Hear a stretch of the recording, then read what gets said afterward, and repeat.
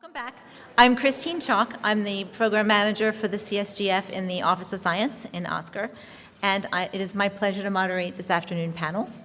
We have two speakers. The first is Dipti Jazra Sara from the University of California, Berkeley, and she did her practicum at Lawrence Livermore National Lab with Erin Robini, and her talk is here, so I'll let her go. Great, thank you so much. So my name is Dipti Jazra, and I'm a grad student at UC Berkeley, where I work with Erin Robini in the chemistry department. And today I'm going to tell you guys about my work studying hot exciton cooling in nanoscale semiconductors, or quantum dots. So quantum dots are semiconducting nanocrystals, and they've been of much interest over the past several decades because they have optoelectronic properties that can be sensitively tuned by changing things like the quantum dot size, shape, and composition. This tunability makes quantum dots very useful for a variety of applications. Some of them, like quantum dot TVs, have been commercially realized already, while others, like solar cells, lasers, and bioimaging devices, are still under development. All of these technologies rely on the formation of electronic excited states in quantum dots, and so to further improve and make new technologies feasible, it is essential to understand the decay mechanisms of these electronic excited states. So here I'm showing the density of electronic states in a quantum dot. Because these are confined systems, we have a discrete density of states. But in the language of a bulk semiconductor, we have on the bottom here the valence band, which is generally filled with electrons. We have a conduction band that's higher in energy and generally empty, and they're separated by a band gap. If we photoexcite the quantum dot, we'll create an electron-hole pair, or an exciton. And the first thing that happens is that this exciton will relax to the band edge in a process called cooling. From the band edge, these carriers can recombine, either radiatively emitting light or non-radiatively emitting heat. So this process of relaxation or cooling is the one that I'm interested in understanding. And there are a lot of open questions about how this relaxation process occurs in confined semiconductor materials. So what do we know about this process? First off, we know that in all semiconductor materials, excitons are coupled to phonons, or quanta of lattice vibrations.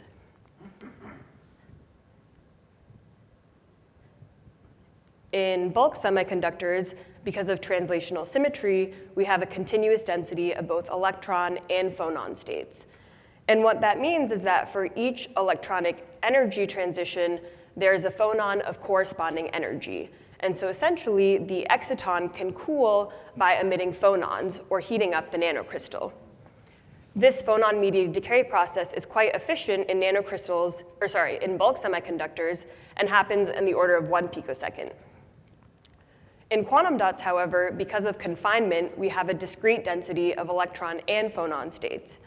And especially near the conduction band edge, the electronic energy gaps can become very large, on the order of hundreds of millielectron volts, while the phonons in these systems are lower in energy, about 10 times smaller in energy. And what this means is that an electronic transition, like this one, would have to occur by the simultaneous emission of at least 10 phonons, and this would be a slow process. And this has led to the hypothesis of something called the phonon bottleneck, in which hot exciton cooling would be very slow in quantum dots or confined structures. If we look at experimental data, some experiments show that this cooling process is orders of magnitude slower in quantum dot systems than it is in bulk. However, other experiments show that this cooling process is super fast, even on the orders of tens of femtoseconds in these quantum dot systems. And so there have been a variety of mechanisms of hot exciton cooling that have been introduced to explain the variety of data that has been observed.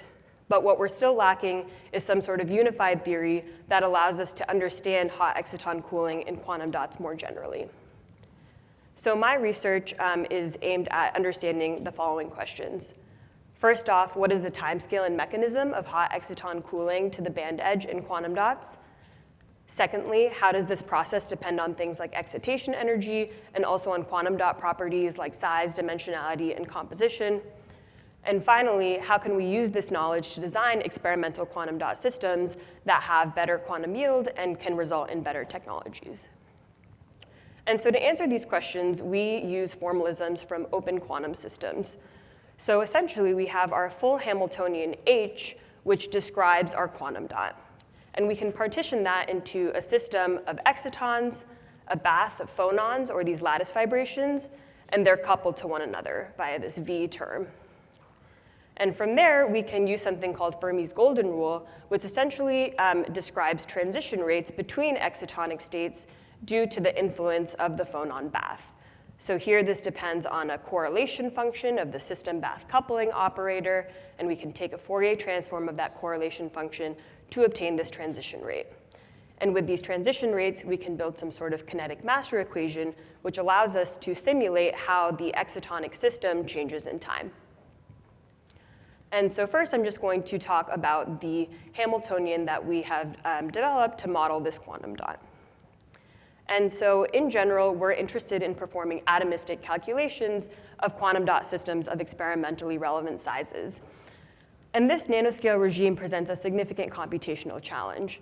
And that's because in these quantum dots, we don't have translational symmetry like we do in bulk systems, so we're not able to use formalisms developed for bulk. But also, quantum dots have many degrees of freedom. They have thousands of atoms and tens of thousands of electrons, so they're much bigger than traditional molecular systems. So we're also not able to use kind of calculations that have been developed for molecules. This means that HPC resources are crucial for being able to do these calculations, and we also rely on several theoretical and computational tricks to make these calculations feasible. Here, what I'm showing is the density of electronic states for cadmium selenide quantum dots of different sizes.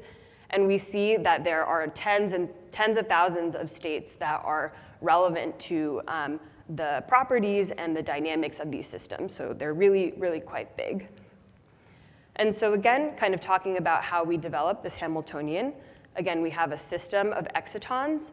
And we use something called the semi-empirical pseudopotential method, along with the beta-salpeter equation, which allows us to obtain correlated electron-hole pair states. And so essentially, we're calculating energies of excitons, which is denoted here by En, and psi n describes the exciton's wave function. For the phonons, we use an atomic force field, which allows us to obtain the full range of phonon modes and frequencies. We have 3 times the number of atoms. That's the number of phonons we have. So we have on the order of 10,000 phonons, which is quite a large number. And here, omega describes the phonon mode frequency, and B dagger B describes the phonon mode itself. So now we have our excitons and our phonons, but we need to describe some coupling between those. And in general, the exciton-phonon coupling is something that's also not been well understood in these quantum-confined systems. And so first off, we developed an approach that allows us to compute the coupling between excitons and phonons, which is kind of the expression for that is shown here. And we wanted to validate this model, and we did so by computing something called the reorganization energy. So in general, when an exciton is formed in a nanocrystal, the first thing that happens is that the nanocrystal lattice will rearrange to accommodate the formation of that exciton. And the energy associated with that rearrangement is called the reorganization energy, and it's a measure of the exciton-phonon coupling. And so what we did was calculate the reorganization energy for cadmium selenide quantum dots of different sizes. And we see that the values we've calculated, which are shown here in these colored points, correspond really well with experimental values that are shown by these black symbols. And so that gives us confidence in the model that we've developed for exciton-phonon coupling. And now that we have a model Hamiltonian that we've developed and validated for our quantum dot, we can turn back to this problem of hot exciton cooling. And so just as a reminder, that's the process by which these hot electron-hole pair relax to the band edge of a quantum dot. And what does that look like experimentally exactly? So here, what I'm showing in this plot is an absorption spectrum, which people can measure experimentally of a cadmium selenide quantum dot. And we see that there are these 3 kind of broad peaks, which describe 3 excitonic states or transitions. And so essentially what this cooling process looks like is we can excite the quantum dot at this energy at about 2.5 electron volts, and we want to see how it relaxes to the band edge, or to the ground state exciton at about 2 electron volts. And so based off of this absorption spectrum, it looks like the first thing that would need to happen is a transition from this peak to this one, which is a change in about 300 electron volts of energy, which would, again, require the simultaneous emission of at least 10 phonons, which we would expect to be slow. So this is, again, the phonon bottleneck. But actually, what we can do with our formalism we've developed is calculate the excitonic states that generate this sort of absorption spectrum. And so what I'm showing here is each vertical line corresponds to an excitonic state. And what we see is that the excitonic spectrum that underlies this sort of absorption spectra is actually quite dense, and there are much smaller energy spacings between each of these excitonic states. And so that means this overall cooling process occurs via a cascade of many relaxation events, each that can occur via the emission of just a single phonon or a few phonons. We don't necessarily need to emit a huge number of phonons at once.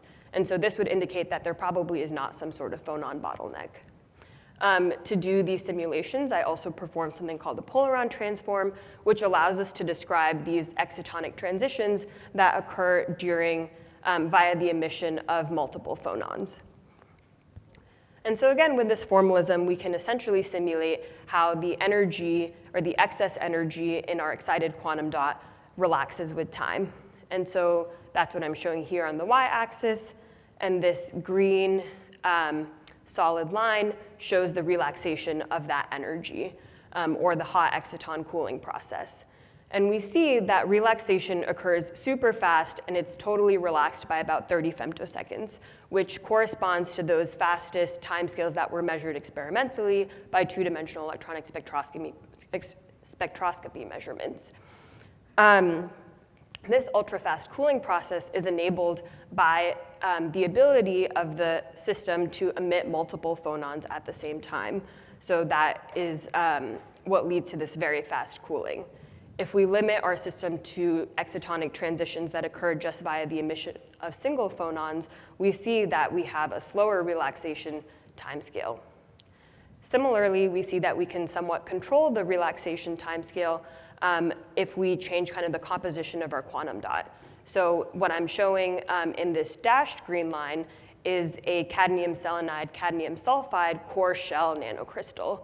And the addition of the shell, as you see, causes for the relaxation timescale to be much longer by about an order of magnitude. We can also examine how this cooling rate changes with quantum dot size. And so what I've done here is calculate an energy loss rate, which essentially normalizes this cooling timescale as a function of quantum dot size. And we see that in larger quantum dots, the exciton-phonon coupling is weaker, and this leads to a slower cooling rate. And that's shown here by these colored points. And similarly, if we add a shell to each of these nanocrystals, we again see that the cooling rate decreases by an order of magnitude. And we see, again, good agreement between these points here and the black symbols, which show experimentally measured values. And so in summary, we've developed a unified framework to describe hot exciton cooling in quantum dots. This is a process that involves a lot of rich physics, so it includes electron-hole correlations, exciton-phonon coupling, and dynamical transitions that involve the emission of multiple phonons. And what we've shown with our formalism is that the kind of excitonic spectrum here is relatively dense, and so the overall cooling process involves a cascade of transitions. And because we have efficient multiphonon processes in these systems, we don't have a phonon bottleneck, and indeed we see relaxation that occurs much faster than in bulk systems. Moving forward, we are interested in further understanding how exciton cooling depends on excitation energy. So if we were to give the quantum dot more energy initially, how would that affect cooling? Here, we would probably need to rely on something like a stochastic approach, just because we have so many excitonic states involved in this problem. So we might need to stochastically sample excitonic states, for example. And then furthermore, we're interested in understanding how exciton cooling might be different or similar in other materials, including quasi-two-dimensional nanoplatelets, which are anisotropic nanocrystals, and also perovskites, which have also been of much interest lately. And so kind of before I conclude, I also just wanted to talk about another project that's been really important to me in my PhD, which is a math bootcamp that I started with a few other graduate students in the chemistry department at Berkeley. So this is a totally student-initiated and student-run kind of 5-day intensive course that covers different kind of mathematical topics for incoming physical chemistry graduate students. And the topics that we've chosen are ones that we think are particularly relevant for success in quantum mechanics and statistical mechanics.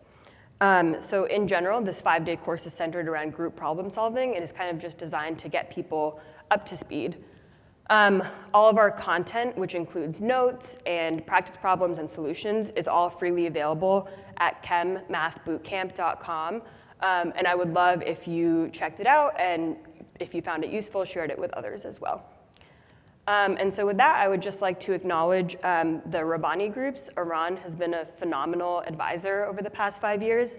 I'd also like to thank all of my experimental collaborators, and also give a shout out to Yaniv and Vince, who were my advisors during my practicum at Lawrence Livermore. And I would also just like to thank everyone involved with the CSGF for being such a generous source of support and being such a great community. It's really nice to be here in DC with all of you this year. And with that, I'll take any questions. Thank you.